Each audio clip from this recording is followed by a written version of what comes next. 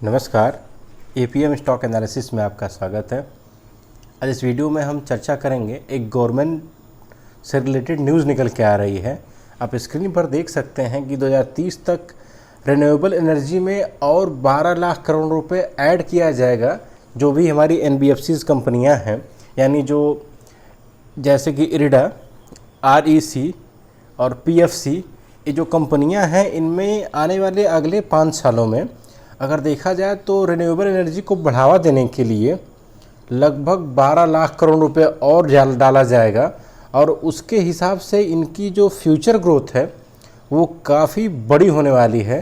क्योंकि जैसे जैसे गवर्नमेंट का फोकस बढ़ता जा रहा है रिन्यूएबल एनर्जी पे, तो जो ये रिन्यूएबल एनर्जी के स्टॉक्स हैं, इनमें फ्यूचर में लॉन्ग टर्म में काफ़ी अच्छी तेज़ी देखने को मिल सकती है।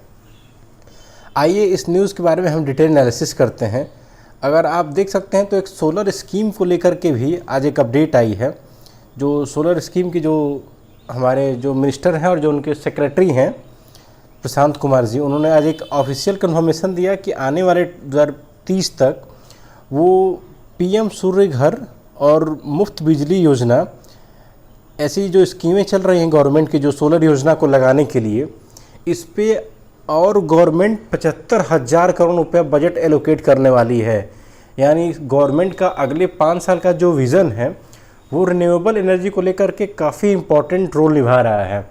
क्योंकि गवर्नमेंट का भी जो प्लान था, यानी जो पिछला सेशन था बीजेपी का, उसमें भी इन्होंने रिन्यूएबल एनर्जी पे काफ़ी फोकस किया था और इस टर्म में भी यह रिन्यूएबल एनर्जी पे काफ़ी ज़्यादा फोकस कर रहे हैं।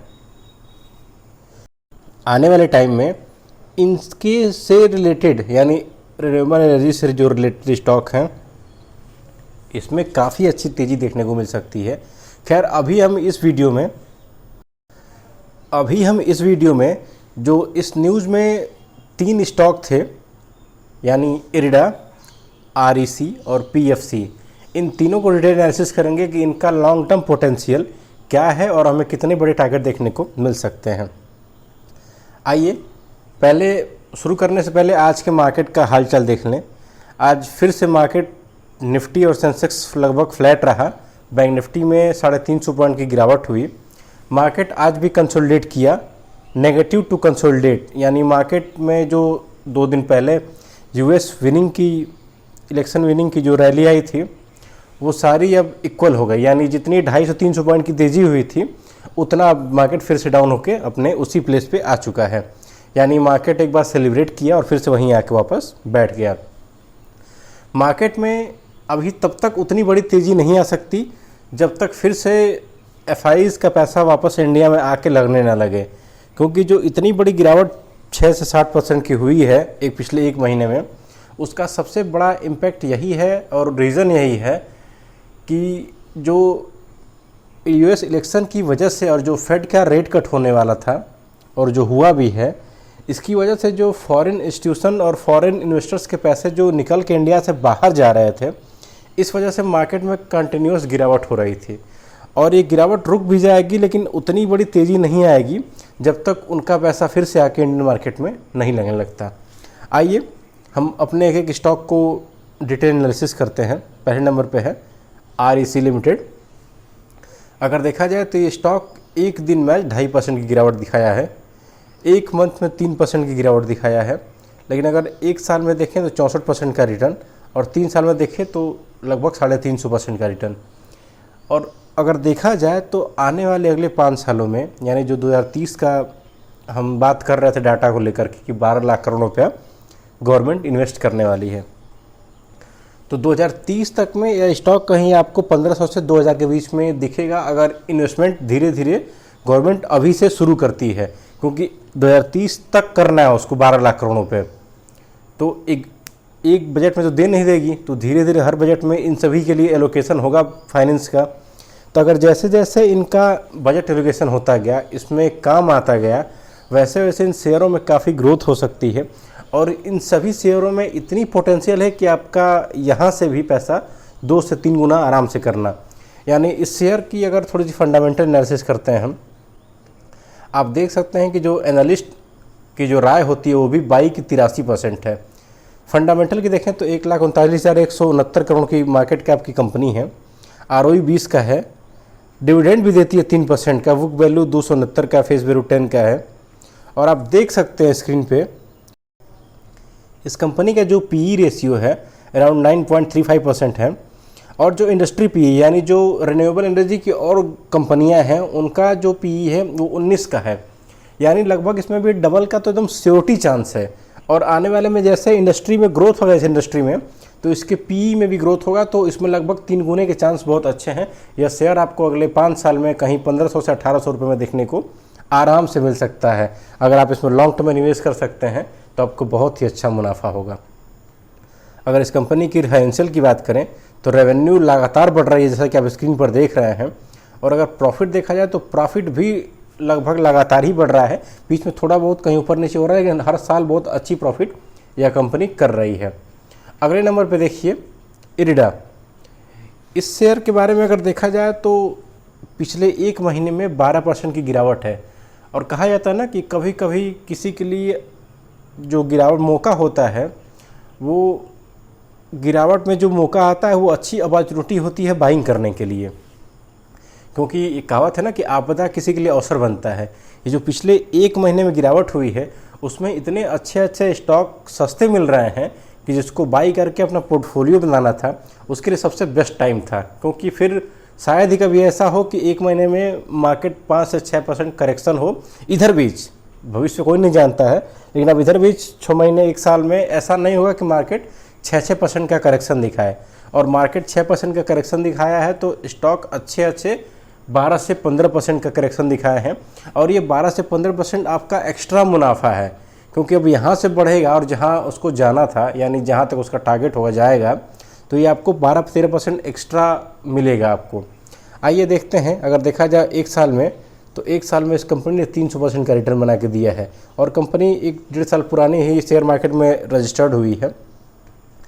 और अगर देखा जाए इसका तो यह एक 55,381 करोड़ की फंडामेंटल की इसके देखा जाए तो मार्केट कैप है इसका। ROE 15 का, यानी काफ़ी अच्छा ROE है। और PE इसका 38 है, इंडस्ट्री PE 28 है, क्योंकि अभी ज़्यादा दिन हुआ नहीं इसको लिस्ट हुए, इसलिए PE अभी इसका एडजस्ट नहीं हुआ है। बुक वैल्यू 34 का है, फेस वैल्यू 10 रुपये का है। फाइनेंशियल देखिए तो इरिडा का भी फाइनेंशियल लगातार बढ़ता जा रहा है, यानी जो इसकी रेवेन्यू है वो लगातार बढ़ती जा रही है। और वहीं प्रॉफिट देखा जाए तो प्रॉफिट भी लगभग लगातार बढ़ता ही जा रहा है। अगर इसका प्रोमोटर होल्डिंग देखिए 25% है, रिटेलर्स 22.62% है, FI इसमें 2% है। यानी अगर इसका लॉन्ग टर्म अगर हम देखते हैं विज़न कि इरिडा का लॉन्ग टर्म विज़न क्या है, तो इरिडा का लॉन्ग टर्म विज़न कहीं भी आराम से 1000 रुपये से कम नहीं है, क्योंकि इरिडा पे गवर्नमेंट का इतना फोकस है और रिन्यूएबल एनर्जी में सबसे अधिक टेंडर इरिडा को ही मिलते हैं। और इस कंपनी का जो फ्यूचर हो कहीं 5 साल बाद 2030 में आपको 1000 से 1200 रुपये देखने को मिल सकता है। एक तरह से ये हमारा फेवरेट स्टॉक भी है, क्योंकि लॉन्ग टर्म के लिए ये बहुत अच्छा स्टॉक है। क्योंकि 2030 में अगर अभी देखा जाए तो रिन्यूएबल एनर्जी इंडिया में सिर्फ 3% काम कर रहा है। 2030 में गवर्नमेंट का 30% करने का एक रेशियो है। तो जितना ज़्यादा एक्सपेंड होगा इंडिया में या रिन्यूएबल एनर्जी, उतना ही ज़्यादा इरिडा को प्रॉफिट होगा। और आज ये 200 रुपये का स्टॉक है और 5 साल में कहीं आपको ये 1200-1500 रुपये स्टॉक देखने को मिल सकता है। नेक्स्ट नंबर पे आइए पावर फिन कॉरपोरेशन, क्योंकि PFC एक उसमें नाम था। इस स्टॉक को अगर 1 महीने में देखा जाए तो 3%-4% के आसपास गिरावट है, 1 साल में 70%, 3 साल में 311% का रिटर्न बना के दिया है। और अगर देखा जाए इसका एनालिस्ट की राय तो 88% बाई गिरा है। और 1,52,432 करोड़ की मार्केट कैप की कंपनी, यानी बड़े मार्केट कैप की कंपनी है। ROE लगभग 19.5 का है, डिविडेंड लगभग 3% का है, बुक वैल्यू 306, फेस वैल्यू 10। और इसका भी देखिए PE रेशियो और इंडस्ट्री PE में काफ़ी डिफरेंस है, यानी लगभग यह स्टॉक अभी 3 गुना यहाँ से ग्रोथ कर सकता है। और वहीं रेवेन्यू कांस्टेंट बढ़ रहा है और प्रॉफिट भी कांस्टेंट बढ़ रहा है।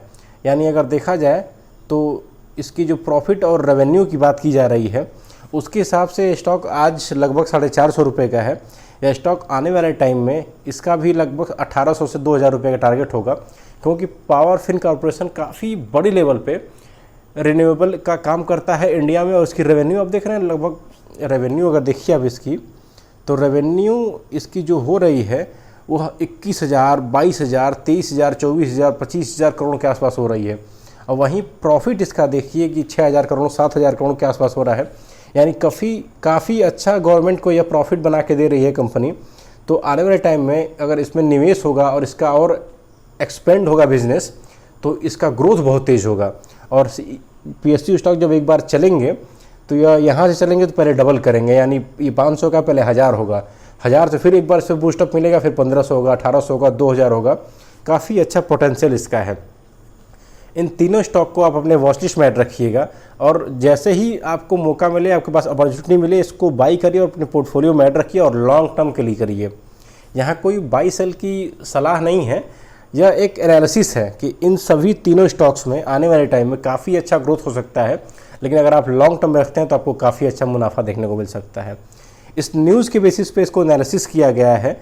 जो गवर्नमेंट का 12 लाख करोड़ रुपए का एक फंड इन्वेस्टमेंट करने का रिन्यूएबल एनर्जी में प्लान चल रहा है, इन 3 स्टॉक पे सबसे ज़्यादा फोकस है। तो अगर गवर्नमेंट प्लान करती है तो इन तीनों स्टॉक में बहुत तेज़ी से बूस्ट और बहुत तेज़ी से एक रैली आएगी और यह एक मल्टी बैगर स्टॉक साबित होंगे। इसी के साथ अगर आपको यह वीडियो पसंद आई हो, आप हमें लाइक, शेयर, सब्सक्राइब कर सकते हैं और आप हमें कमेंट करके हमारे साथ जुड़ सकते हैं। और अगर आपको वीडियो पसंद आई हो तो आप हमें इंस्टाग्राम, टेलीग्राम, व्हाट्सएप चैनल के थ्रू जुड़ के अपना व्यू दे सकते हैं। जय हिंद।